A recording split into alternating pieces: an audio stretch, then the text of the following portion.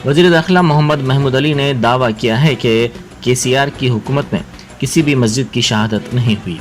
उन्होंने मीडिया से बात करते हुए 2014 से अब तक मसाजिद की शहादत के इल्ज़ामात को गलत करार देते हुए कहा कि केसीआर की तरह मुल्क में कोई भी सेकुलर कायद नहीं है। उन्होंने कहा कि वज़ीर आला मस्जिद हो या मंदिर, उसको डेवलप करते हैं, उसको मुनहदम नहीं कराते। कांग्रेस के दौर में एयरपोर्ट की तोसी के मौके पर मस्जिद को शहीद किया गया, मगर बीआरएस दौर में एक भी मस्जिद की शहादत नहीं हुई।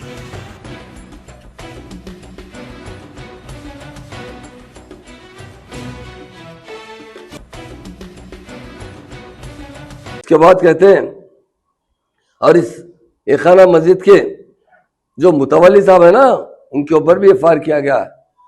तुम कैसा इस मस्जिद के मायजे में पैसे ले सकते हैं, कैसा परमिशन दे सकते हैं।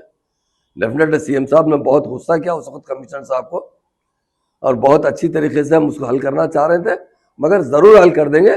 जैसा ब्रिज के कालम उठ जाएंगे, ब्रिज पड़ने के बाद जब फिनिशिंग आएगी, हम अच्छी सी मस्जिद बनाकर वहां के अंबरपेट के मुस्लिम भाइयों को जरूर देंगे, ये हमारा वायदा है। और एक है मस्जिद ख्वाजा महमूद शमशाबाद। ये मस्जिद ख्वाजा महमूद जो है, एक लेआउट किया गया था। हमारे मीडिया के भाई भी जानते हैं, जब लेआउट करने पर जो हिस्से पे, जो होने के हिस्से में आता है, कुछ हिस्सा जो है 33% जो है ओपन इस पे छोड़ा जाता है, ताकि पार्क बना जाए। वहां पर रोड के अलावा ग्राउंड होना चाहिए। ऐसा लोग अपने अपने स्टैंडर्ड के हिसाब से खोलते। वो खोलने के बाद क्या हुआ, वो लेआउट होने के बाद जो जमीन ओपन प्लेस थी, वहां पर एक शख्स ने थोड़ा सा शेड डाल दिया था।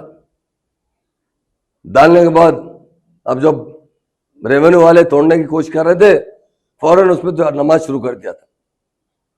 अब लोग एक एक तरीके से अपनी प्रॉपर्टी बचाना चाहते हैं, मगर हमने क्या किया, मैं खुद कमिश्नर हमारे कलेक्टर से बात किया हूं, वहां के जो आरडीओ साहब से बात किया हूं, और वहां पर कौन, राजेंद्र नगर एमएलए साहब और हमारे वहां के कारपोरेटर साहब, जो काउंसलर है ना जहांगीर साहब बहुत इसमें जुस्तजू लिए। मैं उनको मुबारकबाद देता हूं, एमएलए साहब को। एमएलए साहब जाकर कुर्सी डाल के बैठ के वहां जो है, वो जो थोड़ा सा कंस्ट्रक्शन इलीगल बनाया गया था, 2 शटर्स बनाए गए थे, वो तोड़ने की कोशिश की थी, थोड़ा डैमेज हुआ था, मगर राजेंद्र नगर एमएलए साहब प्रकाश गौड़ साहब खुद वहां पर जाके बैठ के वो मस्जिद बनाए, और मस्जिद में बाज़ाब्ता 5 वक्त की नमाज हो रही है। ये 7वां नंबर है। 8वां नंबर है मस्जिद नूरी शमशाबाद। ये भी बताना चाहता हूं, ये नेशनल हाईवे पे आती है मस्जिद नूरी। उसके मस्जिद को कहीं डिस्टर्ब नहीं हुआ है। उसके अहते में सामने जो है 2 मड़गियां हैं, क्योंकि नेशनल हाईवे डेफिनेट चौड़ी होना चाहिए। उसके लिए बाज़ाब्ता जो है 500 को जमीन अलाट की गई है, और वहां पर ये शमशाबाद तरकारी मार्केट के अंदर और मड़गियों के 2 मड़गियों के माजे में 500 को जमीन अलाट की गई है, जिसपे एक मस्जिद भी बनाई है। वो जो है वहां पर शमशाबाद का तरकारी मार्केट है, मार्केट को लगकर एक मस्जिद बनी है। उसके लिए 500 का जमीन देने वाली गवर्नमेंट हमारी है, मस्जिद बनाई गई है, वहां नमाज भी हो रहा है। तो ये 8 के 8 जो बातें कहेगी, मैं खास तौर से आज आया हूं, क्योंकि मजहब का मामला बड़ा अहम होता है। हमारे मीडिया के बहुत से सीनियर भाई है, मैं उनसे बताना चाहता हूं, रॉन्ग प्रोपेगेंडा।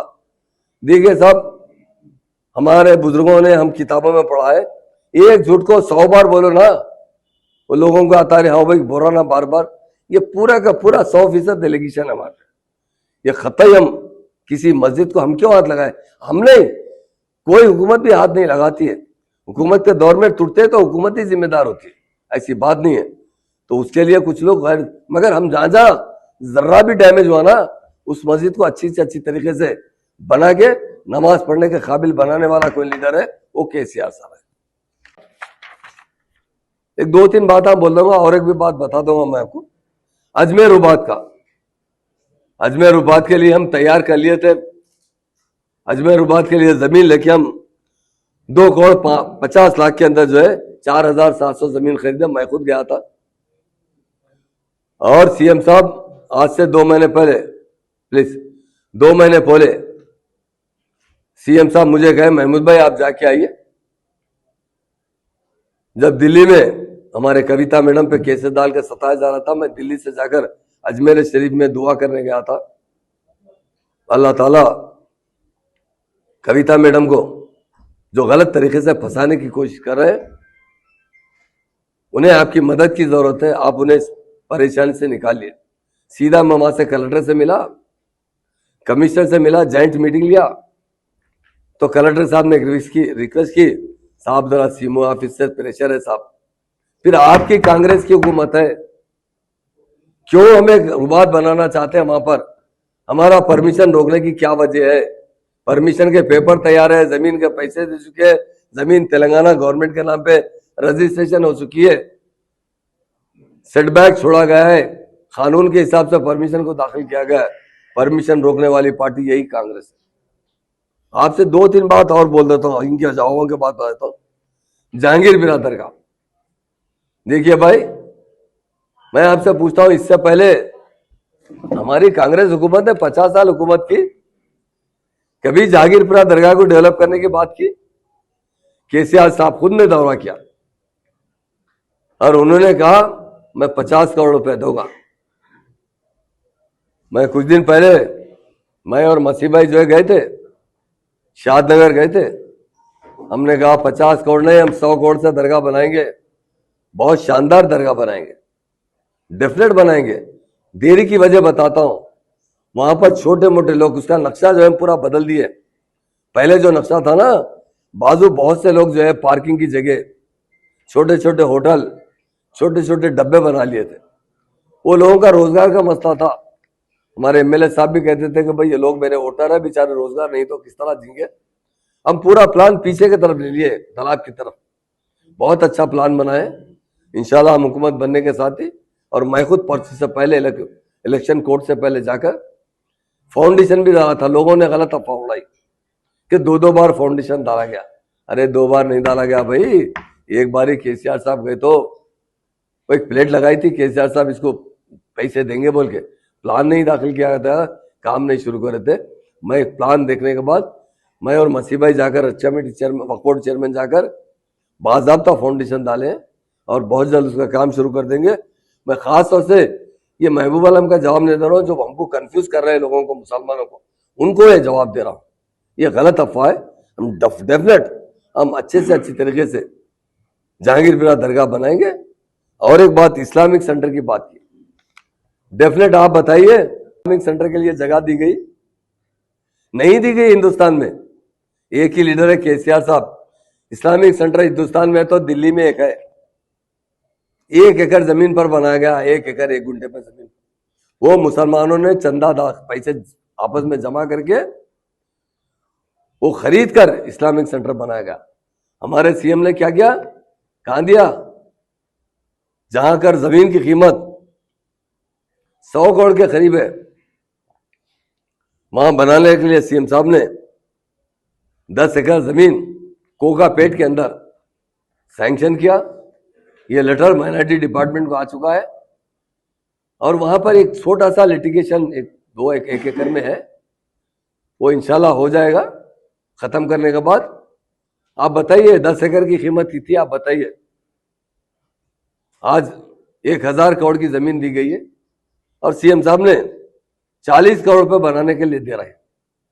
इस्लामिक सेंटर बनेगा तो पूरा गल्फ कंट्रीज, क्या वर्ल्ड के बड़े बड़े मुसलमान स्कॉलर्स को बुलाएंगे और बहुत बड़े बड़े हम फंक्शन कर सीएम साहब ने इसलिए 10 एकड़ जमीन दिया ताकि उसमें उसके मेंटेनेंस के लिए एक कन्वेंशन सेंटर बनाया जाएगा, जिसकी आमदनी से इस्लामिक सेंटर चलता रहेगा। ये वाकई मुसलमानों के लिए मुबारकबाद के मुस्तहिक है। सीएम साहब ने 10 एकड़ जमीन दी। CAA के बारे में कहा, हमने इसकी बहुत मुखालिफत की। हमारी स्टेट में सीएम साहब ने कहा CAA में कोई घुस नहीं सकता, ये तो मोदी साहब का प्लान है, ये पागल प्लान है, पागल प्लान है। ये आज के जमाने में 15 करोड़ मुसलमान यहाँ रहते हैं, हिंदू भाई भी परेशान है इससे, ऐसी बात नहीं है। ये नामुमकिन चीज है और हमारी स्टेट में कभी इसकी अमलावरी नहीं की, हमने कभी तायद नहीं की, अलबत्ता इसकी मुखालिफत में हर तरीके से वोट डाला। और दूसरी बात मैं बताना चाहता हूं, लोग कहते हैं हम पार्लियामेंट में 1-2 बार जो है बीजेपी को सपोर्ट किया, एक सही बात है। 370 आर्टिकल था ना, उसके लिए यकीनन हम सपोर्ट करें। क्यों करें? कश्मीर की आवाम बहुत गरीब से गरीब तर हो चुकी थी। देखिए हमारे स्टेट में गुजरात से कोई आता तो वेलकम करते हैं, अमेरिका से कोई कंपनी आती है तो उसका वेलकम करते हैं, उसका सब्सिडी भी देते हैं।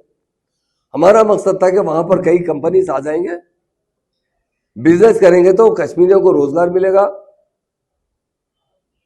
कश्मीर इससे खुशहाल हो सकते हैं। और एक बात सीएम साहब ने कहा था, प्रेसिडेंट ऑफ इंडिया का इलेक्शन हो, उन्होंने कहा था कि दलित को बनाइए, और वाइस प्रेसिडेंट ऑफ इंडिया हमारा नॉर्थ तेलंगाना से और खासतौर से तेलुगु स्पीकिंग आदमी को बनाइए। इसलिए प्रेसिडेंट ऑफ तायद की गई, हमारे vice president of Venkaiah Naidu की बाज़ाब्ता यहाँ दावत की गई अच्छी तरीके से। डेफिनेट हमको प्राउड है कि एक दलित को चीफ प्रेसिडेंट ऑफ इंडिया बनाया गया, और एक आंध्रा से हमारे सीनियर लीडर जो बहुत अच्छे लीडर है, वो बीजेपी से ताल्लुक हो दो, मगर मैं बहुत रहा है वेंकैया नायडू साहब के साथ, उन्होंने कभी मजहब के बारे में बात करते हुए नहीं सुना। वो भी काफी अच्छे आदमी है, उनको वाइस प्रेसिडेंट ऑफ इंडिया बनाया गया था, उसकी सपोर्ट की। मगर ये ट्रिपल तलाक की हम सपोर्ट नहीं की, हमने इसकी अपोज की है, बाइकाट भी किया है, बाहर धरना भी दिया हमारे एमपी कि हम इसके खिलाफ है। आज हमसे कहते हैं कि हम उनकी सपोर्ट की, गलत हमारे पे इल्जाम है। मैं ओपन हमारे मीडिया के भाइयों से कहता हूं, हम मर भी जाएंगे कभी भी जिंदगी में। आपको एक बात बताता हूं, हमारी पार्टी 2001 में कायम हुई, पहला इलेक्शन 2004 में आया, हमने कांग्रेस से अलायंस की। दूसरा इलेक्शन 2009 में आया, हम टीडीपी से अलायंस किए। उसके बाद तीसरा इलेक्शन 2014 में आया, हम खुद अपने बलबूते पे लड़े। चौथा इलेक्शन 2018 में आया, हम अपने बलबूते पे लगे। आज 2023 में इलेक्शन आया, हम अपने बलबूते पे लड़े। इतने बल्दिया के इलेक्शन में आप वही देखिए, हमारे मुखालिफ तेलुगु देशम पार्टी थी, हमेशा बीजेपी से अलायंस करती थी। हमारे खुद हैदराबाद में ऑफिसर मेस हाउस के अंदर हमारे उलमाओं को बुलाया गया था, चंद्रबाबू नायडू ने तौबा की थी, अब इसके बाद बीजेपी से नहीं मिलूंगा। फिर बाद में जैसा इलेक्शन आया वो बीजेपी से अलायंस किए। हम बताना चाहते हैं हमारे मीडिया भाइयों के जरिए, क्योंकि आप ही हकीकत बता सकते हैं। आजकल लोग पूरा व्हाट्सएप बुक किया जा रहा है, कई तरीके से न्यूज़ फैल रहे हैं, इसकी हम सख्त मजम्मत करते हैं, जो कहते हैं कि हम कभी बीजेपी से अलायंस करेंगे। और एक दो बात कहना चाहता हूँ, एक मिनट बताइए। हम लोगों ने अनिसुल गुरबा तो देखे ना, आप लोग आए ना, अगर 50 साल से कांग्रेस थी ना भाई, कब का है वो निजाम स्टेट का है? किसी ने 2 गज जमीन दी उसको? कौन देने वाले? हमारे चीफ मिनिस्टर साहब थे, उन्होंने अनिसुल गुरबा को 38 करोड़ रुपए सैंक्शन के रखी था, 38 करोड़ करे, मैं समझता हूँ 40 करोड़ लग चुके हैं। जमीन कितनी थी? नामपल्ली कैसा मुकाम है? लोग कहते थे ये तो यतीम खाना है ना भाई, मैं मीडिया के भाई से, वो यतीम खाना है, कहीं भी डाले तो चलता ना साहब, ऐसा जरूरी नहीं है कि प्राइम स्पॉट पे यतीम खाना चलना चाहिए, कहीं भी चलता था। सीएम साहब बोले नहीं, जिसने यतीम खाना कायम किया है ना, उसकी नीयत यहाँ बच्चों को पढ़ाने की थी। उसके लिए सीएम साहब ने 4392 गज जमीन फ्री दी है, फ्री दी है। देखिए नियरली 40 करोड़ रुपए खर्चा कर इतना बड़ा अनिसुल गुरबा बनाया गया है। और एक बहुत अहम सवाल है, हमारी कदीम यूनिवर्सिटी है जामिया निजामिया, जहां पर बड़े बड़े उलमा, बड़े बड़े लोग वहां से एजुकेशन से फारिग हुए। जामिया निजामिया आज तक कोई चीफ मिनिस्टर गया मुझे साबित करके बता दीजिए। ये 60-70 साल में कोई चीफ मिनिस्टर गया क्या? बोलिए।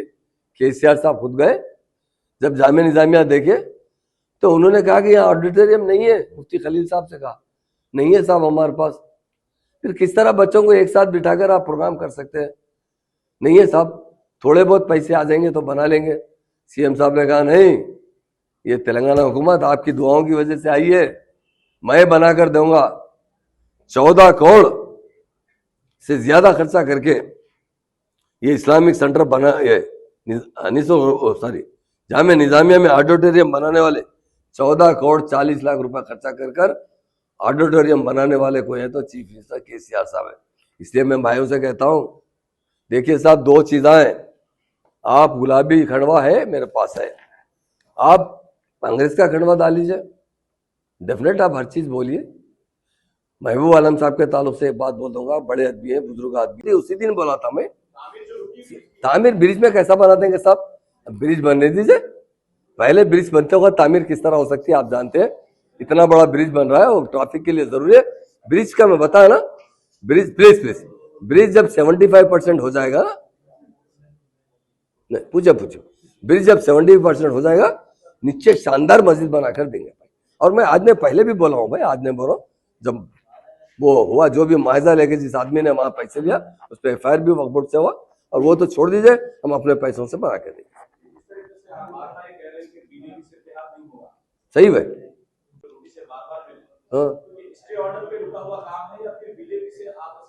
साहब, कविता मैडम इसमें इन्वॉल्व नहीं है, कविता मैडम इस केस में जर्रा बराबर भी इन्वॉल्व नहीं है। नोटिस देने का मतलब ये नहीं होता कि वो मुजरिम है, नोटिस तो डाउटफुल में देते हैं, रिकॉर्डिंग में देते हैं, मैं आपसे बात करता हूं, फोन पे नंबरों से निकालते हैं, आप क्या कर रहे हैं मुझे क्या मालूम होता है। उसकी बुनियाद पे नोटिस दी गई, कविता मैडम का इस स्कैंडल से कौड़ी बराबर भी ताल्लुक नहीं है, ये जानते हैं इंक्वायरी करवाने लोग। ऐसा कोई नहीं है कि हमारी दोस्ती की वजह से, कविता मैडम की वजह से केसीआर है तेलंगाना के लिए जान देने के लिए तैयार थे। जब 11 दिन का व्रत बैठे ना, डॉक्टर बोले अरे इनका व्रत खत्म कराओ, शाम तक मर जाएंगे, शाम तक पैरालिसिस में चले जाएंगे, शाम तक इनको कोमा में चले जाएंगे, इनके किडनी फेल हो जाएंगे। तो जब लोग कहा के केसीआर साहब से बोले ना, केसीआर साहब क्या बोले, मेरी जान गई परवाने, मुझे तेलंगाना चाहिए। तो क्या बेटी से डरते साहब? ये रेवंत रेड्डी बोलते मैं जेल में डालता हूँ, वो पहले एक और एक जने करे ऐसी बातें करते करते जाके उनकी पार्टी किधर चले गई आपको मालूम है। अब इनका भी वही असर होता। डेफिनेट हम कानून के दायरे में हर चीज काम कर रहे हैं, और कविता मैडम का इस केस से कोई ताल्लुक नहीं है। ये डराने के लिए नोटिस दी गई और गिरफ्तार इसलिए नहीं कर सके कि उनके पास प्रूफ नहीं था।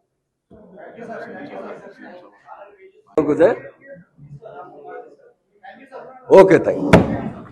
మంచి హైలైట్ చేయండి, మైనారిటీలకు ఇంత మస్జిద్ డిమాలిష్ చేశారు, అది చేశారు, ఈ టోటల్ రాంగ్ ఉంది। కేసీఆర్ అంటే ఎవరున్నాయి 1869 లో గాంధీజీ జన్మించిన 100 ఇయర్స్ తర్వాత 1954 లో కేసీఆర్ గారు జన్మించిన ఈ రెండు మహాత్మా లీడర్ ఉన్నారు। ఆయన ఇండియాకు ఇండిపెండెన్స్ ఇచ్చారు। మా సీఎం గారు తెలంగాణ ప్రజల కోసం ఆంధ్రాలో మర్జ్ చేసిన మా స్టేట్ కు తీసుకువచ్చిన లీడర్ ఒక్కటి మాట చెప్పారు, ప్రాణం పోతే పర్వాలేదు, మనకు మన తెలంగాణ కావాలి। ఈ రోజు తెలంగాణ చాలా డెవలప్ అయింది। కేసీఆర్ చాలా మంచి సెక్యులర్ లీడర్ ఉన్నారు, ముస్లిం లేదు, హిందూ, సిక్, ఈసాయి అందరికీ చాలా లైక్ చేసిన లీడర్ కేసీఆర్ గారు। మీడియా మిత్రులకు థ్యాంక్స్ చెప్తాను। जर्मनटन super speciality hospital, doctor Mir Jawad Zar Khan, senior experienced orthopaedic surgeon, bone fracture, joint replacement, hip replacement और स्पाइन सर्जरी कामयाबी से अंजाम दे रहे हैं। इसके अलावा neuro surgery, cardiology, gynaecology, dental, general medicine, dialysis और फिजियोथेरेपी जैसे शोबाजात में इंतहाई कामयाबी के साथ वाजबी फीस में इलाज किया जा रहा है। शेयरिंग और प्राइवेट रूम्स, अस्पताल में 24 घंटे MRI, CT scan, 2D digital x ray, ultrasound, operation theatre, ICU और लैब की सहूलत दस्तयाब है। आपकी उम्मीदों के ऐन मुताबिक Germanton super speciality hospital, pillar number 150, Attapur, Hyderabad.